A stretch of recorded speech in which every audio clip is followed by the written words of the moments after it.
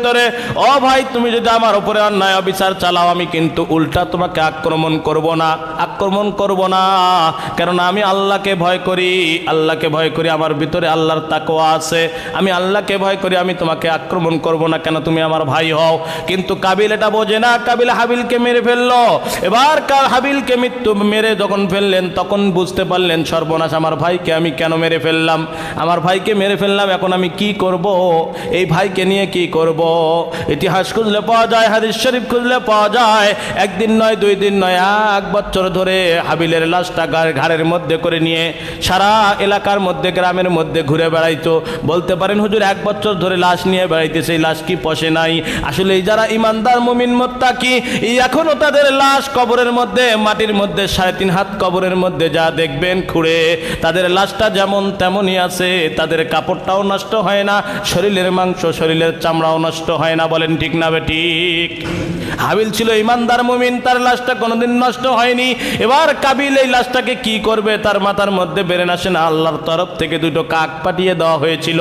এই কাক এসে একটা কাককে মেরে ফেললেন, আর একটা কাক মাটির মধ্যে গর্ত খুঁড়ে ওই কাকটাকে পুঁতিয়ে যখন রাখবেন, কাবিল কাকের দিকে তাকাইয়া দিয়ে ডাক দিয়ে বলতেছে, সর্বনাশ, এই একটা কাককে মেরে ফেললেন, মাটির মধ্যে পুঁতিয়ে রাখতেছেন, আমার মাথার মধ্যে যে ওই কাকের বুদ্ধিটাও নাই, মাথার মধ্যে কি নাই? কাকের বুদ্ধিটাও নাই। আজকে যারা লাফালাফি টপ্পাটপ্পি সমাজের মধ্যে করতেছে, বড় আলিগিরি করতেছে, কিন্তু আসলেই তাদের মাথার মধ্যে খুঁজে দেখেন ওই কাকের বেরেনো, কাকের বুদ্ধিও নাই, কাকের মতো বুদ্ধিও তাদের মাথার মধ্যে নাই, ব্রেনের মধ্যে নাই। কিন্তু যখন তারা সমস্যার মধ্যে পড়ে, মুসিবতের মধ্যে পড়ে, তখন তারা বুঝতে পায় যে আসলেই আমাদের মাথার মধ্যে আমাদের কিছুই নাই। যে মই লাগিয়া গাছের মধ্যে চড়তেছে, ওই মই যে সরে গেলে কত বড় বিপদের মধ্যে পড়তে হয়, যখন তারা বিপদের মধ্যে পড়বে তখনই কিন্তু বুঝতে পারবে। কিন্তু বর্তমান মই লাগা আছে বলেই তারা বুঝতে পারে না। বলেন ঠিক না বেঠিক?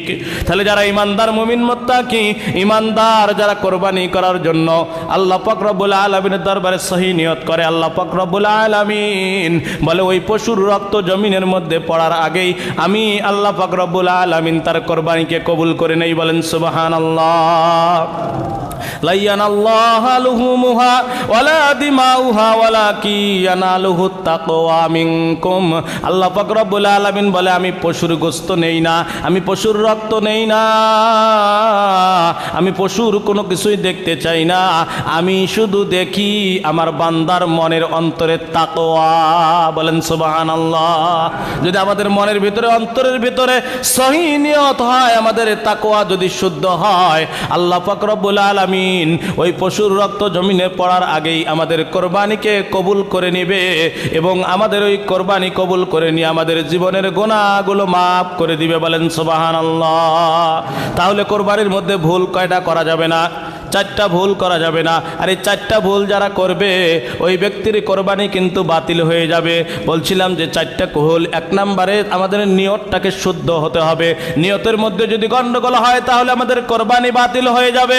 2 নম্বরে আমরা যে অর্থ দিয়ে কোরবানির পশু কিনবো, ওই অর্থটা যদি আমার হালাল না হয় তাহলে আমার কোরবানি বাতিল হয়ে যাবে। হারাম টাকা দিয়ে, সুদের টাকা, ঘুষের টাকা দিয়ে যদি আমরা কি করি, কোরবানির পশু কিনে নেই, তাহলে বলা হয়েছে আমার কোরবানি বাতিল হয়ে যাবে, আমার কোরবানি আর থাকবে না। 3 নম্বরে যে ভুলটা, শরীয়ত সম্মতে আমাকে কোরবানি দিতে হবে, একত্রিত হয়ে এক জায়গায় নাম হতে হবে কার? আল্লাহর নামে। আমরা একই সাথে কোরবানি সুন্দর করে শরীয়ত সম্মত দিব। আর যদি দিতে না পারি তাহলে আমার কোরবানি বাতিল হয়ে যাবে। 4 নম্বরে যে কারণে আমার কোরবানি বাতিল হয়ে যেতে পারে, আমার কোরবানি বাতিল হয়ে যাবে, যে পশুটাকে আমরা কোরবানি দেব এই পশুটা অবশ্যই বয়সের মধ্যে হতে হবে। ছাগল ছাগি যদি হয় তাহলে 1 বছর, তোর যদি গরু হয়, মহিষ হয় তাহলে কয় বছর? 2 বছর। কয় বছর? 2 বছর। এটা আমাদের অবশ্যই লক্ষ্য রাখতে হবে, অবশ্যই আমাদের লক্ষ্য রাখতে হবে। এই বয়স কম যদি হয়ে যায় তাহলে কিন্তু আমাদের কোরবানি বাতিল হয়ে যাবে। আল্লাহ পাক রব্বুল আলামিন আমাদের সকলকে কবুল করুক এবং কোরবানির জন্য প্রস্তুতি নেওয়ার তৌফিক দান করুক। এবং এই জিলহজ মাস, এই মাসটা কি মাস?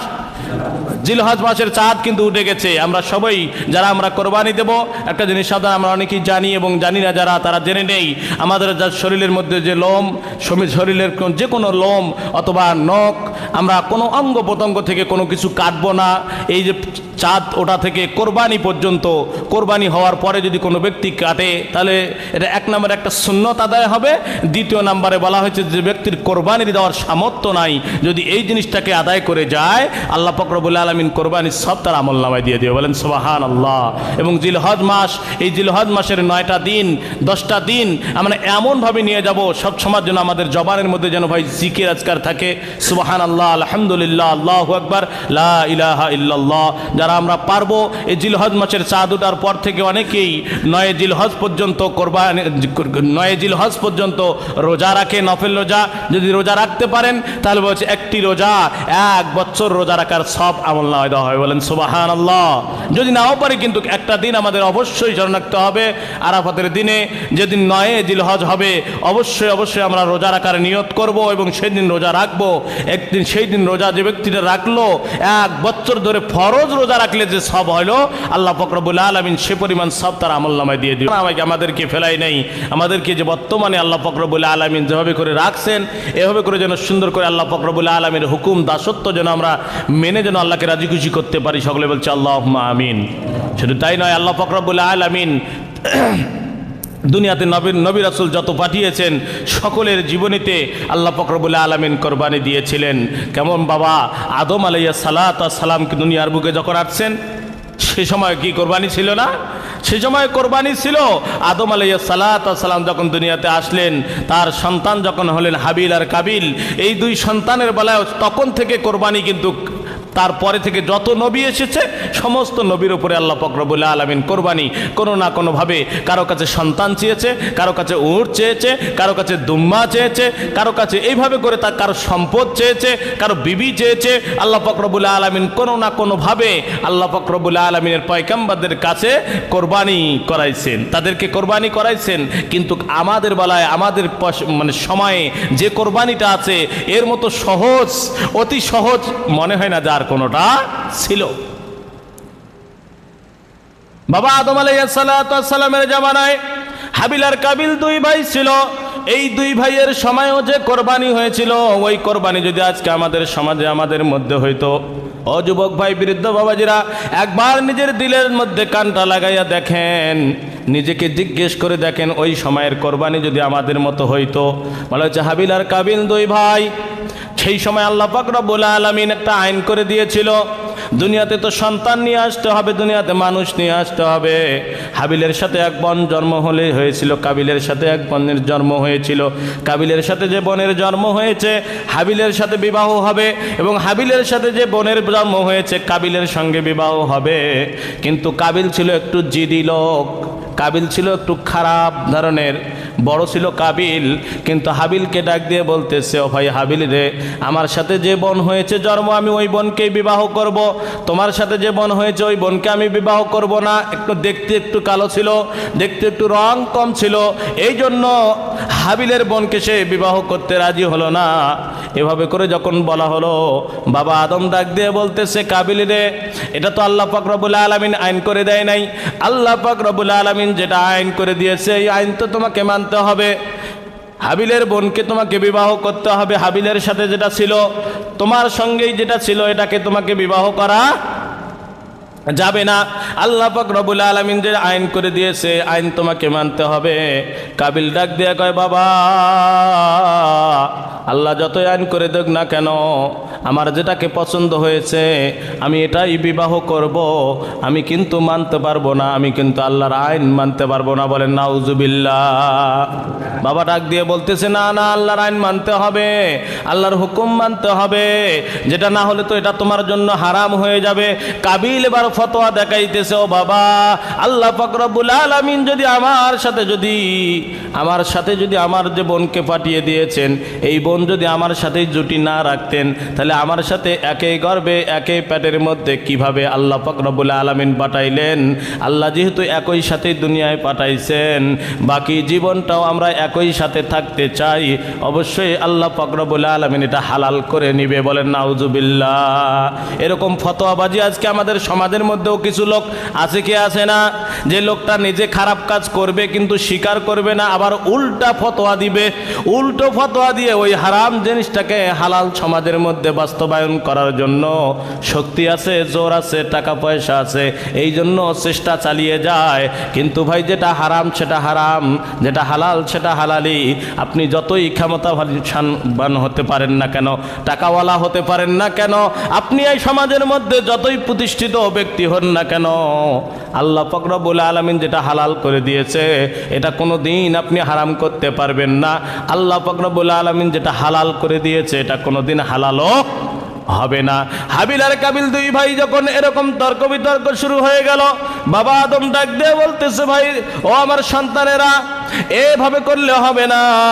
তোমরা যদি একে অপরে যদি আল্লাহর আইন মানতে যদি তোমরা যদি মনোমালিন্য হও, তাহলে তোমরা দুজনে কোরবানি দাও। দুজনে কি দাও? দুজনে কোরবানি দাও। দেখো কার কোরবানি কবুল হয়। যার কোরবানি কবুল হবে সে যে করতে চায় এটাই কিন্তু হবে। এবার দুই ভাইয়ে কোরবানি দেওয়ার জন্য প্রস্তুতি নিয়ে নিলেন। দুই ভাই কোরবানি দেওয়ার জন্য প্রস্তুতি নিলেন। সেই সময়ের কোরবানি কেমন? পাহাড়ের মধ্যে গিয়ে যা পশু কোরবানি দিতে হইতো, ওখানে গিয়ে পশু রেখে আসতো অথবা গোস্ত রেখে আসতো। আকাশ থেকে একটা আগুনের টুকরা আসতো, আগুনের দলা আসতো, ওই আগুনের দলা ফুলকি এসে গোস্তকে পুড়িয়ে দিত অথবা গোস্তকে তুলে নিয়ে যাইতো।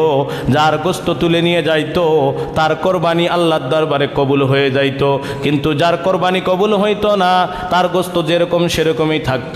ওই রকম যদি অবস্থা বর্তমানে সমাজে আমাদের পরিবারের পরিবেশের মধ্যে হইতো, তাহলে বলেন তো ভাই, কোরবানি কবুল বেশি পাওয়া যাইতো না বেকবুল বেশি পাওয়া যাইতো? কি ঠিক না বেঠিক? আজকে আমাদের সমাজে যদি এরকম হইতো, তাহলে মনে হয় না যে কোরবানি আমাদের কবুল কয়টা হইতো? আল্লাহ পাক রব্বুল আলামিন সেটা ভালো জানে। আমাদের মনের নিয়তটাকে মজবুত রাখতে হবে। সেই সময়ের কোরবানি, কাবিলের কোরবানি কবুল হয়নি, হাবিলের কোরবানি কবুল হয়ে গেছে। হাবিলের কোরবানি যখন কবুল হলো, এবার কাবিল ডাক দিয়ে বলতেছে, তোর কোরবানি কেন কবুল হলো? অবশ্যই তোর ভেতরে কোনো কিছু আছে। কেননা বর্তমান সমাজের মধ্যে আলেমেরা, বর্তমান সমাজে ইমাম মাদ্রা যদি হক কথা বলতে যায়, আসলে কথাটা কিন্তু হক বলে, কিন্তু যদি কাকে তিতা লাগে, ওই তিতাকারী ব্যক্তি এসে উল্টা ফতোয়া দিয়ে ইমাম মাদ্রান আলেমদের উপরে অন্যায় অবিচার চালায়। বলেন ঠিক না বেঠিক? কাবিলের এবার কোরবানি কবুল হয়ে গেল, হাবিলের কোরবানি কবুল হয়ে গেল। কাবিল একটু শক্তিশালী ছিল, এই জন্য হাবিলকে ডাক দিয়ে বলতেছে, তোর কোরবানি কেন কবুল হলো? অবশ্যই তোর ভিতরে কিছু আছে। কেন কোরবানি তোর কবুল হলো? আমি তোমাকে মেরে ফেলবো। কন্নাউজুবিল্লাহ। শক্তিশালী। এবার কাবিল ডাক দিয়ে বলতেছে, তোর কোরবানি কেন কবুল হলো? আমি তোমাকে মেরে ফেলবো। আজকে আলেমেরা আজকে যেখানে যাও, যে জায়গায় যাক না কেন, হক কথাগুলো সবসময়ের জন্য বলার চেষ্টা করে, কিন্তু হক কথাগুলো বলতে গিয়ে যাদের সমাজের মধ্যে, যাদের অন্তরের ভিতরে তিতা লাগে, তারা মনে করে যেটা হক নয়, এটা যেন কত কঠিন কথা, বেহক কথা আমাকে বলতেছে, আমাকে লক্ষ্য করে বলতেছে। কিন্তু আসলেই কাকে লক্ষ্য করে আলেমেরা কোরআন থেকে হাদিস থেকে কোনো কথা বলে না। আজকে কাবিল অন্তরের ভিতরে, তা হাবিলের অন্তরের ভিতরে কি ছিল? নিয়ত মজবুত ছিল, নিয়তটা সহি ছিল, শুদ্ধ ছিল। এই জন্য আল্লাহ পাক রব্বুল আলামিন হাবিলের কোরবানিটাকে কবুল করেছে। কিন্তু কাবিলের অন্তরের ভিতরে শয়তানি ছিল, কাবিলের অন্তরের ভিতরে শয়তানি ছিল। এই জন্য আল্লাহ পাক রব্বুল আলামিন কাবিলের কোরবানিটাকে কবুল করে নাই, কাবিলকে কোরবানিটাকে কবুল করে নাই। কাবিল এবার হাবিলকে ডাক দিয়ে বলতেছে, তোমাকে মেরে ফেলবো। সংক্ষেপে বলতেছি, হাবিলকে এবার যখন মেরে ফেলার কথা বললো, হাবিল ডাক দিয়ে বলতেছে, আমার ভয় আছে, আল্লাহর ভয় আমার অন্তরের